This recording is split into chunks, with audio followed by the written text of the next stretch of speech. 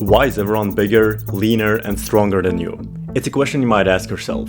I sure did. You might wonder why, even though you clearly put in more effort, you make less progress than one of your friends, or on the other hand, why some people put enormous amounts of effort into the journey and don't have much to show for it. It's something that always spiked my curiosity, which pushed me to try to understand the truth behind progress made in fitness and how it exactly worked. If you've had this question in mind lately, you're in the right place. Because in this video we will cover exactly why some people seem to make much faster progress than others and why they can achieve much better results in the end.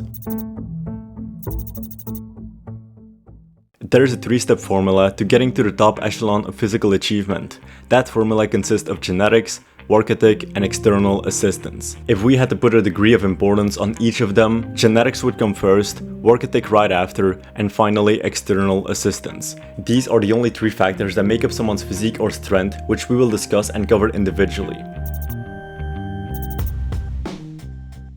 Genetics can be very frustrating, largely since you have zero control over them. The unfortunate factor about them is that not only do you not have any control over them, but they're also the most important factor of all. Without good genetics, you can't go very far. Some start off stronger than others, some start off bigger, some got lucky, others did not. The point is, we all have different genetics and there's many factors to determine whether someone has good genetics or not. So I wanted to discuss 6 of what I believe are very important genetic factors when it comes to muscle growth and strength. First is muscle fibers. People either have fast twitch muscle fibers or slow twitch muscle fibers. These determine what you will be better at training wise. Fast twitch muscle fibers generally make you better at strength and power training, whilst making you better at putting on muscle mass. Think about bodybuilding, powerlifting, and other sports in that same category. On the other hand, slow twitch muscle fibers make you better at long distance and endurance sports. Think marathons or general cardio based sports. Fortunately for us, this is one of the rare genetic variables we do have some control over. Through certain training, we can increase the amount of certain muscle fibers and decrease the other. Through bodybuilding style training or powerlifting, I can increase the amount of fast twitch muscle fibers that I have and otherwise as well. A second genetic variable that we have are muscle bellies. The most common example is looking at long bicep tendons versus short ones. You can see that the one on the left looks better and fuller than the one on the right. Another example is lat insertions. Again, the one on the left looks fuller and more impressive than the one on the right. Ab insertions have this as well. Although there's a size difference, the left one looks significantly better than the right one, leading to my next point. Not only do insertions play a role, but fat distribution too. Going back to the abs, the one on the left carries less body fat in his midsection than the one on the right. Here's an example of Brett Mossing. He's estimated to have 15% body fat in this picture, while still maintaining a full six-pack. The reason behind this is because he tends to carry more fat in his legs and back, leading to his visible six-pack even at a higher body fat percentage. Muscle moment arms also play a role in an individual's strength. Muscles are attached to bones with the help of tendons. The distance that exists between the place where the tendon attaches and the center of the joint is called the moment arm and works in a similar way as a wrench. The longer it is, the more force you're able to put out, just like you're able to put out more force with a longer moment arm. Yet this isn't the biggest strength component, bringing on to my next point. Anthropometry is likely the most important component for strength. Anthropometry is the science that defines physical measures of a person's size, form, and functional capacities. Let's look at the bench press. The ideal proportions would be to have short arms, which could partly explain why Tristan Lee or Greg Doucette have such an impressive bench press. On the other hand, for a deadlift, it's more optimal to have longer arms, a shorter torso, and shorter legs, as it reduces the distance you have to travel. In the case of bodybuilding, having large clavicles and a small waist will make a significant difference. Having more narrow clavicles will look less impressive regardless of muscle size. A last variable is that your body reacts a certain way to training stimuli and PEDs. Some people tend to put on muscle very fast in the first years, which then slows down after, and others put on muscle more consistently over the years. Some seem to simply look at a weight and make more progress than someone else. Those are simply a fraction of the genetic components that play a role in strength and size, and it would be impossible to list them all. Others include mental strength, which has a genetic component, the ability to withstand injury, muscle cell size and number, hormone levels, recovery speed, and body types. When we look at people that are bigger, leaner, and stronger than us, often they already have very good genetics, especially if they achieved it in a short time frame. Now of course, there are still 2 other variables that come into play and that also have a big importance.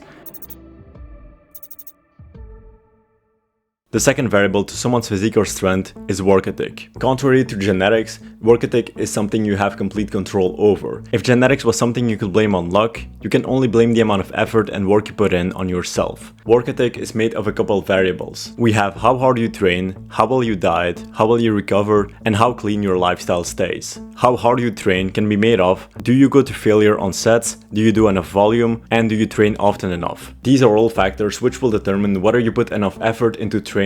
Obviously, there are more things like: do you have optimal rest times between sets, do you add intensity techniques, do you keep optimal form, and so on. The second variable of work ethic is diet and nutrition. Do you eat clean foods? Do you get enough protein in? Are you in a caloric surplus or deficit depending on your goals? Again, different factors which will determine whether you put enough effort into your diet and nutrition. The third part is based on the effort you put into your recovery. This is determined by the effort you put into your sleep, whether you perform other recovery practices like cold warm therapy, cold plunges, and other things like this. The final factor that determines work ethic is whether you keep a clean lifestyle. What you do in the gym and with your nutrition is only a part of the effort you can put into a journey. There's a reason why people say it's not training, it's a lifestyle, and it is because this is true. Do you drink every day or often? Do you go outside? Do you get sunlight? Are you sedentary? Some of them might not seem that important and others more, but it's part of a lifestyle and each of them has a certain impact. How much effort you put in or how hard you work is dependent on how hard you train, how well you diet, how well you recover, and how clean your lifestyle stays. And this covers the second variable of someone's physique or strength. Now, there is one last variable. The third and last part is what I like to call external assistance. Anything external that in some way, shape or form helps you achieve more strength or muscle mass counts. This can be as innocent as supplements or as dangerous as PEDs. I like to have three different categories of external assistance. The first are supplements. Easy, innocent, nothing wrong with them. The second category is PEDs, which includes any form of performance enhancing drug. And the last category is plastic surgery. Each of them has a different level of impact and danger to them, but they all count as external assistance. Now, supplements are any form of supplementation which help with muscle gain or fat loss and is also legal and natural. There's many options, which can be but are not limited to creatine, protein powder, caffeine, multivitamins, fish oils, and so on. Supplements usually have a very small impact on your physique or strength. Next, we have performance enhancing drugs or PEDs. There's two main forms. We have steroids, which are the most known of the two, and we have SARMs. Although steroids are much more known by the general population, the fitness industry is much bigger on SARMs. Steroids are essentially synthetic versions of testosterone, and they bind to androgen receptors in the body, muscle tissue, bone tissue, and so on. Steroids then stimulate protein synthesis and muscle growth. The issue that they have is that they also attach to other organs in the body, like the liver or the kidneys, which then affects those organs negatively. Then we have SARMs, which are often seen as simpler, safer versions of steroids. These stand for Selective Androgen Receptor Modulator, or SARM. People saw them as a safer alternative to steroids because of the selective part. They believed that SARMs could selectively attach to muscle and bone tissue whilst avoiding other tissues in the body, which then meant they wouldn't have negative consequences on those other tissues. Generally, when you start taking SARMs, you feel like you're dipping your toes into the world of steroids and you're not jumping right in. The issue is that SARMs are very similar to steroids in terms of effects, side effects, and so on. They don't selectively attach to certain tissues in the body, and they certainly still have very strong side effects like classic steroids. It was just the belief that they were safer that made them blow up. Of course, you had other variables that caused their growth, but the point is that they're much more popular within the fitness industry. Then finally we have plastic surgery, which involves any form of plastic surgery that enhances your physical looks. This is often done by women, but can also be done by men through ab implants, chest implants, or gynosurgery. The last one being the most popular. What often happens is that people start taking PEDs, get gyno as a result of taking those PEDs, and then get gynosurgery to remove that gyno. This covers the three parts of physical transformation. When we look at those three variables, genetics, work ethic, and external assistance, and have to score each of them on a scale from 1 to 10, the higher the total number, the quicker someone will achieve a transformation. Each variable also has a different effect. Having a higher genetic score has more impact than having a higher work ethic score, and a higher work ethic score has more impact than a high external assistance score. The most impressive transformations you will see will have at least a score of 15 to 22 out of 30. If I take David Late as an example, he made a 14 to 17-year-old transformation that took over the internet almost 10 years ago. If we had to give him a score, even though he started out very skinny and frail, he probably had a genetic score of 8 out of 10. His hard work, which I can only see from his content, was probably around 7 or 8 out of 10, and external assistance was probably around 4 out of 10. He was most likely using something, but never in excessive doses. So if we combine those three scores, he would come at 19 or 20 out of 30, many of those points coming from genetics, which have the most impact. If we look at the timeline, he achieved that transformation in 3 years. Had he increased the external assistance from 4 out of 10 to an 8 out of 10, and he might have achieved those same results in 2 years of time instead of 3 years. The higher the total score, the quicker the results you get. When we look at your score, you probably have a 4 out of 10 genetics, a moderate 5 out of 10 work ethic, and 1 out of 10 external assistance because you take some supplements. Your total score is 9 or 10 out of 30. How can you expect to make the same transformation like they have? And how can you expect to have them as a realistic example to follow? I'm not trying to put you down, I'm just trying to make you understand that it won't ever be a good idea to compare yourself to influencers you see, because they'll always have a higher score than you do. Even if you increase your work ethic to a 9 out of 10, you still couldn't get anywhere close to them because you are stuck with your genetics and you don't take any steroids. I want people to understand that the very influencers they look up to can serve as inspirations, but realize that you most likely won't ever look the way they do. Genetics, work ethic, and external assistance, combine those three things well and you get your typical fitness influencer. Combine genetics and external assistance well, and that's why you'll see many people not put that much effort into their fitness and still make a lot of progress. These are what make up a physical transformation and why people are bigger, leaner, and stronger than you.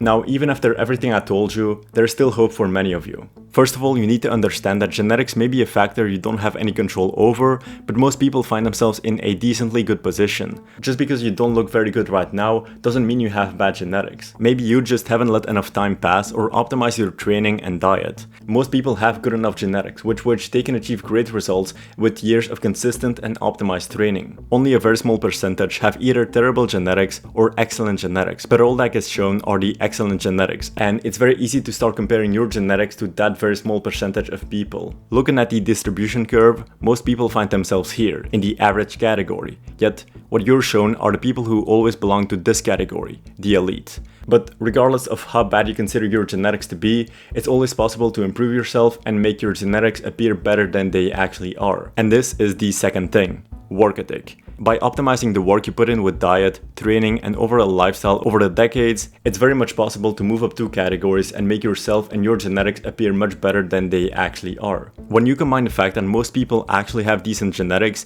and also the fact that you can put in more effort, which is something that you have complete control over, to make faster progress, once you keep those 2 things in mind, the only thing that you have to do now is let time pass. Because at the end of the day, these things take time, and you won't ever make an insane amount of progress in a short time frame. So, that's it for this video. Hope you enjoyed it, hope you learned something. If you want to learn more about your own genetic potential, you can click on this video right here, which will explain it to you in detail.